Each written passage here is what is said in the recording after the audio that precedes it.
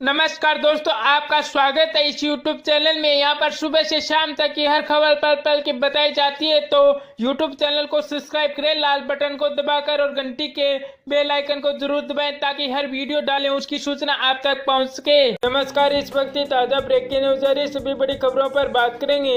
श्रीलंका के 3 चर्च और 3 होटल में सीरिया ब्लास्ट, 400 से ज्यादा लोग घायल हो गए, 156 लोगों की मौत हो गई है।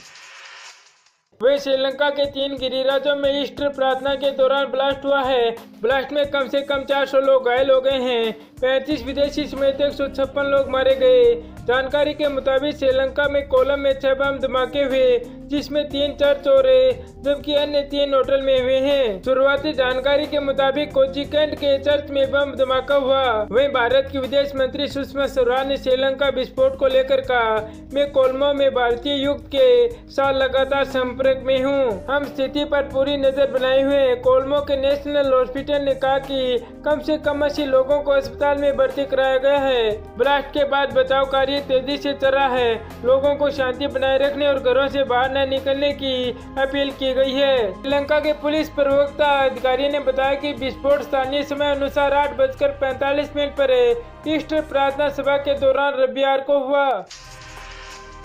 प्रधानमंत्री मोदी ने हमले की कड़ी निंदा की। श्रीलंका में हुए भयानक विस्फोट की कड़ी निंदा करते हुए पीएम ने कहा कि हमारे क्षेत्र में इस तरह के वारदात के लिए कोई जगह नहीं है।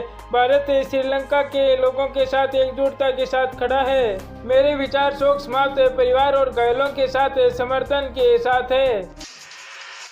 पीएम नरेंद्र मोदी आज राजस्थान में अपनी 2 और गुजरात में एक चुनावी जनसभा को संबोधित करेंगे। वहीं भाजपा अध्यक्ष अमित शाह आज गुजरात के सांदाल में रोड शो करेंगे। बसपा प्रमुख मायावती आज झारखंड में अपनी रैली को संबोधित करेगी। राजनाथ सिंह भी मध्य प्रदेश में चुनावी रैली को संबोधित करेंगे। यूपी सीएम योगी आदित्यनाथ आज रामपुर, लखीमपुर, हरदोई, अकबरपुर और कानपुर लोकसभा सीट में अपनी चुनावी जनसभाओं को संबोधित करेंगे। आज से तीसरे चरण के चुनाव के लिए प्रचार प्रसार समाप्त हो जाएगा। वहीं अगली खबर आ रही है, राहुल गांधी की तरह क्या पीएम नरेंद्र मोदी भी 2 सीटों से चुनाव लड़ने वाले हैं? इस राज्य ने उठाई है मांग। वहीं कांग्रेस राहुल गांधी इस बार चुनाव में 2 सीटों से चुनावी मैदान में हैं। परंपरागत अमेठी सीट से वे चुनाव लड़ रहे हैं। दक्षिणी भारत में राज्य के केरल में वायनाड से भी वो चुनावी मैदान में हैं। अपने संबोधन में राहुल गांधी इसे दक्षिणी भारत को एक संदेश देने की बात कहते हैं। वहीं बीजेपी का दावा है कि अमेठी से राहुल गांधी की हार सुनिश्चित है। इसी तरह उन्होंने दूसरी सीट से चुनाव लड़ना मुनासिब समझा था। केरल कांग्रेस ने वायनाड चुनाव से लड़ने के लिए प्रस्ताव भेजा था। उसी तरह पश्चिमी बंगाल की बीजेपी इकाई ने पीएम नरेंद्र मोदी को राज्य की किसी सीट से चुनाव लड़ने का अनुरोध किया है। बीजेपी भारतीय जनता पार्टी की पश्चिमी बंगाल इकाई ने प्रधानमंत्री नरेंद्र मोदी को राज्य के किसी लोकसभा सीट से चुनाव लड़ने का अनुरोध किया है। वरिष्ठ भाजपा के नेता मुकुल राय ने उसकी जानकारी दी। पश्चिमी बंगाल में 42 लोकसभा सीट है। उन सीटों पर 7 चरणों में मतदान होना है। वहीं अगली खबर आई, रिजर्वेशन पर बोले पीएम मोदी, बाबा साहब के बनाए आरक्षण को कोई नहीं लगाएगा हाथ। वहीं प्रधानमंत्री मोदी ने बिहार के एरिया में एक जनसभा को संबोधित किया। इस दौरान उन्होंने आरक्षण की बात करते हुए कहा कि बाबा साहब भीमराव अम्बेडकर के बनाए गए आरक्षण नियमों को कोई भी हाथ नहीं लगाएगा। इस दौरान उन्होंने कहा कि किसी भी जाति पाति से पहले हम भारतीय हैं। कांग्रेस पर निशाना साधते उन्होंने कहा कि वोट भक्ति की राजनीति करते हैं। उन्होंने कहा कि बाप ने पहले अफवाह फैलाया और बाप बेटा मिलकर अब झूठ बोल रहे हैं। आरक्षण खत्म कर दिया जाएगा। पीएम मोदी ने सभा को संबोधित करते हुए कहा कि झूठ की राजनीति करने वाले बिहार में अफवाह फैला रहे हैं। वो कह रहे हैं मान्य वर्ग को दिया गया 10% आरक्षण सिर्फ चुनावी जुमला है, इसके बाद वो समाप्त हो जाएगा। वही कार्यक्रम के दौरान उन्होंने कहा कि विपक्ष लगातार शहीदों का अपमान कर रहे हैं। पीएम मोदी ने कहा विपक्ष ने सर्जिकल स्ट्राइक पर सवाल उठाए हैं। जब तक ये चौकीदार है, देशभक्ति की सुरक्षा पर कोई भी आंच नहीं आएगा। हम देशभक्ति की राजनीति करते हैं। नरेंद्र मोदी बोले तय हो चुकी है सपा बसपा की दोस्ती टूटने की तारीख। वहीं प्रधानमंत्री नरेंद्र मोदी ने सपा बसपा गठबंधन पर करारा हमला करते हुए कहा कि जनता खोखली दोस्ती करने वालों का सच जानती है और इन दोनों की दोस्ती टूटने की तारीख भी 23 मई तय हो चुकी है। मोदी ने आयोजित चुनावी रैली में वर्ष 2017 के उत्तर प्रदेश विधानसभा चुनाव में वे सपा कांग्रेस गठबंधन का जिक्र करते हुए कहा, खोखली दोस्ती करने वालों का सच हम अच्छी तरह से जानते हैं। एक दोस्ती सपा कांग्रेस गठबंधन में हुई थी जब यूपी विधानसभा चुनाव चल रहे थे। चुनाव खत्म होते ही दोस्ती खत्म होकर दुश्मनी में बदल गई। एक दोस्ती सपा बसपा गठबंधन में हुई है, इसके टूटने की तारीख भी तय हो चुकी है। ये फर्जी दोस्ती 23 मई लोकसभा चुनाव के परिणाम के दिन टूट जाएगी। ये दोनों अपनी दुश्मनी का पार्ट 2 शुरू कर देंगे, एक दूसरे को तबाह करने की धमकियां देने लगेंगे। मोदी ने बसपा प्रमुख मायावती पर तंज करते हुए कहा कि प्रदेश में सपा के शासनकाल में बहन बेटियों का स्कूल जाना भी मुश्किल हो गया था। ये पूरे देश ने देखा है। बाकी बहन जी, आपका फैसला बहुत ही कठिन है। आपको ऐसे लोगों के लिए वोट मांगना पड़ा है। दोस्ती टूटने की तारीख मत भूलिएगा, 23 मई गुरुवार। वहीं अगली खबर आ रही है, प्रियंका बोली फुटबॉल की बहुत ही बड़ी फैन थी, दादी इटली का समर्थन करती थी। लोकसभा चुनाव 2019 को लेकर राजनीतिक दलों के दिग्गज स्टार प्रचारक चुनाव प्रचार में जुड़े हुए हैं। इन सबके बीच कांग्रेस की महासचिव और पूरे यूपी की प्रभारी प्रियंका गांधी वाड्रा ने केरल के हरिकोट में एक चुनावी रैली को संबोधित किया। इस दौरान उन्होंने लोगों के साथ इंदिरा गांधी की जुड़ी एक याद को साझा किया। प्रियंका ने कहा कि बहुत से लोग नहीं जानते होंगे कि मेरी दादी इंदिरा गांधी फुटबॉल की बड़ी प्रशंसक थी। उन्होंने मेरे साथ फुटबॉल वर्ल्ड कप भी देखा था।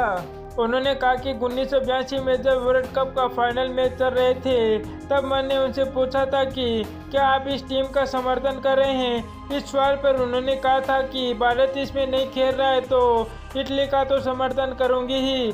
उन्होंने आगे कहा कि मेरा बेटा भी कांग्रेस अध्यक्ष राहुल गांधी भी फुटबॉल के बड़े फैन हैं। वहीं अगली ताज़ा ब्रेकिंग न्यूज आ रही है, राहुल गांधी बोले पीएम मोदी ने चौकीदारों को बदनाम किया। वहीं कांग्रेस अध्यक्ष राहुल गांधी बिहार में सुपौल में एक बार फिर से भाजपा प्रधानमंत्री नरेंद्र मोदी पर हमला बोला।